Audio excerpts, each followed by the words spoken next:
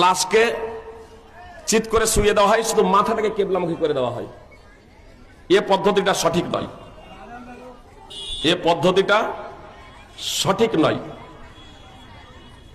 রাসূল সাল্লাল্লাহু আলাইহি সাল্লামের হাদিস হচ্ছে, জীবিত এবং মৃত উভয় অবস্থাতেই মুসলিমের কেবলা হলো কাবা। মুসলিমের কেবলা হলো কাবা। অবশ্য মাইয়েতের পরেও মুসলিমের কেবলা কাবাই করে, কিন্তু শুধু মুখটাকে ঘুরায়।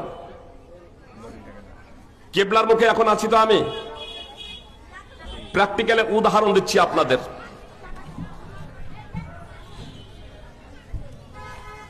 কেবলার মুখে আছি তো, এখন কেবলার মুখে আছি। নামাজের জন্য কেবলা হওয়ার শর্ত না শর্ত নাই? তো এইভাবে যদি নামাজ পড়ি নামাজ হবে? এখন বলছেন নামাজ হবে না। কেন হবে না? তাহলে বুঝতে পেরেছেন, নামাজের জন্য কেবলামুখী হওয়া শর্ত, তাই না? তো আমি এইভাবে নামাজ পড়তে শুরু করলাম, দক্ষিণ দিকে আমার পুরো বডি, দক্ষিণ দিকে আমার পুরো বডি, পা দক্ষিণ দিকে, শুধু মুখটাকে কেবলামুখী করে দিলাম, এটাকে কেবলামুখী বলা হয়? তো আপনার লাশকে চিৎ করে শুইয়ে দিলেন, লাশকে চিৎ করে শুইয়ে দিলেন, পায়ের আঙুলগুলো থাকলো আসমানের দিকে, মুখও থাকলো আসমানের দিকে, আর শুধু মুখটাকে শুধু কেবলামুখী করে দিলেন, এটাকে কেবলামুখী বলা হলো? আপনাকে পুরো বডিটাকে, পায়ের আঙুলগুলো কেবলামুখী হয়ে যাবে, পুরো বডি চেহারা সব কেবলামুখী হয়ে যাবে। এখন প্রশ্ন হচ্ছে, যদি কেবলামুখী যদি শুয়াতে যায়, তাহলে যে পিঠের দিকে পড়ে যাবে, পিছনের দিকে যে পড়ে যাবে।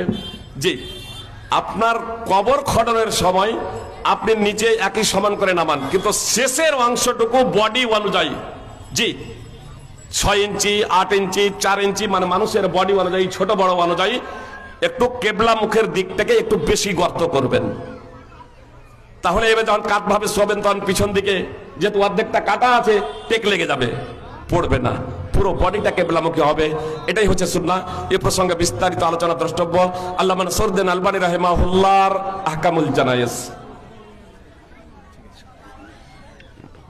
আপনাদের কথা শেষ করছি এ কথা বলে, জীবনের কোনো গ্যারান্টি নাই। অনেকেই মনে মনে ভাবে, অনেকেই মনে মনে ভাবে যে ঠিক আছে আগামী শুক্রবার থেকে নামাজ ধরে নেব।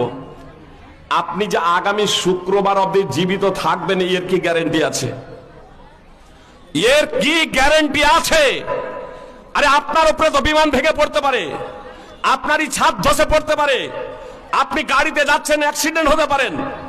আপনার এই গত পরশু দিনই আপনার হায়দ্রাবাদ ব্যাঙ্গালোর হাইওয়ে কর্নুলে 42 জন ছিল এসি বাসে, এসি বাস, একটা মোটর সাইকেলের সাথে ধাক্কা লাগছে, পুরো বাস চলে সঙ্গে সঙ্গে শেষ, স্পটেই সঙ্গে সঙ্গে 19 জন মৃত্যুবরণ করেছে। ভেবেছিল তারা মারা যাবে সঙ্গে সঙ্গে। একাধিক সব ঘটনা দেখছি, তারপরেও আমরা কাল বিলম্ব কেন করে চলেছে? সুপ্রিয় ভাই এবং বোন, আমাদের আসলে সঠিক জ্ঞান নেই। ধর্মপাল বিয়ে তারকে ইসলাম লিখলেন 21 শতাব্দীতে, ইসলামের প্রয়োজন নাই। 21 শতাব্দীতে ইসলামের প্রয়োজন নাই, তারকে ইসলাম ধর্মপাল বিয়ে 20 শতাব্দীতে লিখলেন 20 শতাব্দীতে ইসলামের প্রয়োজন নাই। ইসলামের সঙ্গে সঙ্গে আল্লামা সানাউল্লাহ অমৃতসরি রাহিমাহুল্লাহ তার জবাব লিখলেন, তুর্কে ইসলাম কাল বিলম্ব না করে দ্রুত ইসলামে প্রবেশ করো। ধর্মপাল নিজেও আপনার কালিমায়ে শাহাদাত পাঠ করে মুসলমান হয়ে গিয়েছিলেন। আমরা আসলে ইসলাম সম্পর্কে অনভিজ্ঞ, জানি না বলে আজকে ইসলাম থেকে দূরে সরে আছি। আমি শেষ কথা এই কথাই বলতে চাই, সুপ্রিয় ভাই এবং বোন, একটু জাগুন, একটু সচেতন হন, পবিত্র কোরআন এবং সুন্নাহ অধ্যয়ন করুন। আমার পূর্বের সাহেব বলছিলেন যে একজনকে আরবিক দিচ্ছে, অন্যগুলোকে দিচ্ছে না। আপনি ডাক্তার হন, মাস্টার হন, ইঞ্জিনিয়ার হন, ব্যারিস্টার হন, রাষ্ট্রপতি হন, আপনার সব হন, কিন্তু ইসলামের যে মৌলিক শিক্ষা, এই মৌলিক শিক্ষা নিজে শিখুন এবং আপনার প্রত্যেক ছেলে মেয়েকে শিক্ষা দিন। তারপর আপনি ইঞ্জিনিয়ার, ব্যারিস্টার, আইপিএস আর কিছু করুন। আল্লাহ তাআলা আমাদের প্রত্যেককে পবিত্র কোরআন ও সুন্নাহ অনুযায়ী জীবনযাপন করার তৌফিক দান করেন। আমিন। আসসালামু আলাইকুম ওয়া রাহমাতুল্লাহি ওয়া বারাকাতুহু।